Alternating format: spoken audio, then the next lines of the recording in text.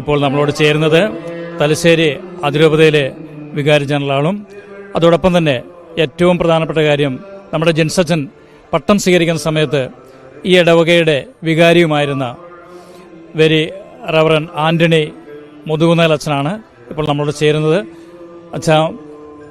അച്ഛൻ്റെ കാലഘട്ടത്തിലാണ് ഷിൽസച്ചൻ തിരുപ്പട്ടം സ്വീകരിച്ചത്. അപ്പോൾ തീർച്ചയായിട്ടും അച്ഛന് കൂടുതൽ ബന്ധം ഷിൻസച്ചനുമായിട്ട് ഉണ്ടായിരുന്നു എന്ന് മനസ്സിലാക്കുന്നു. അച്ഛൻ ആ കാര്യങ്ങളെക്കുറിച്ച് ഒന്ന് പറയാമോ? ഷിൻസിനെ കുറിച്ച് എൻ്റെ ഓർമ്മകളെന്ന് പറയുന്നത്, ഷിൻസ് റീജൻസി ചെയ്യുന്ന സമയം മുതൽ എനിക്ക് നല്ല പരിചയമുണ്ട്. ഞാൻ അന്ന് ബിഷപ്സ് ഹൗസിൽ പ്രൊക്രേറ്റായിട്ട് ഫൈനാൻസ് ഓഫീസറായിട്ട് ജോലി ചെയ്യുന്ന അവസരത്തിലാണ് ഷിൻസ് റീജൻസി ഫിലോസഫി കഴിഞ്ഞ് റീജൻസി ചെയ്തുകൊണ്ടിരുന്നത്. അപ്പോൾ റീജൻസി ചെയ്യുന്ന കാലഘട്ടം മുതൽ തന്നെ ഷിൻസിൻ്റെ പ്രവർത്തനങ്ങൾ വളരെ അടുത്ത് നിന്ന് കാണാൻ കഴിഞ്ഞിട്ടുള്ള ഒരാളാണ് ഞാൻ.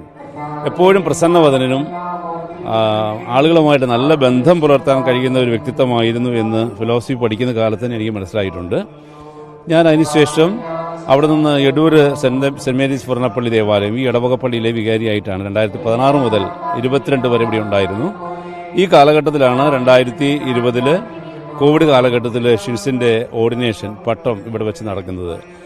ഞാൻ ഓർക്കുന്നുണ്ട്, ഷിൻസിനെ സംബന്ധിച്ചിടത്തോളം ഷിൻസ് അവധിക്ക് വരുമ്പോൾ എപ്പോഴും ഈ പള്ളിയിലായിരിക്കുവാൻ ആഗ്രഹിച്ചിരുന്ന ഒരാളാണ്.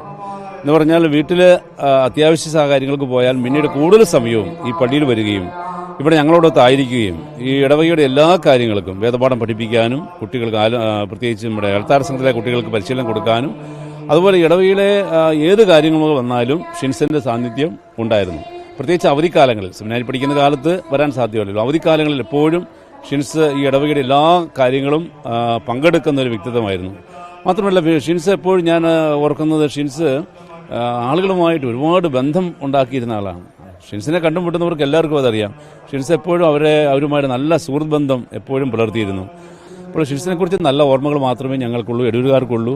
ഈ ഇടവക സമൂഹം മുഴുവനും ഷിൻസിന്റെ നിര്യാണത്തിൽ, ആകസ്മികമായി ഉണ്ടായ ഈ അപകടത്തിലും മരണത്തിലും ഏറെ വേദനിക്കുന്നവരാണ്. അതുകൊണ്ട് തന്നെ ഷിൻസിന് ഈ ഇടവകയുടെ, പ്രത്യേകിച്ച് എടൂർ ഇടവകയുടെ വലിയ കൂട്ടായ്മയിൽ നകന്നു വിട്ടുപോയതിൽ ഏറെ ദുഃഖം അനുഭവിക്കുന്ന ഒരു സമൂഹമാണ് ഈ ഇടവക സമൂഹം. ഈ ഇടവകയുടെ പേരിൽ, പ്രത്യേകിച്ചും ഇവിടുത്തെ നല്ലവരായ ആളുകളുടെ പേരിലും എൻ്റെ വ്യക്തിപരമായ പേരിലും ഷിൻസിൻ്റെ ആത്മാവിന് നിത്യശാന്തി നേരുകയും അനുശോചനം അറിയിക്കുകയും ചെയ്യുന്നു.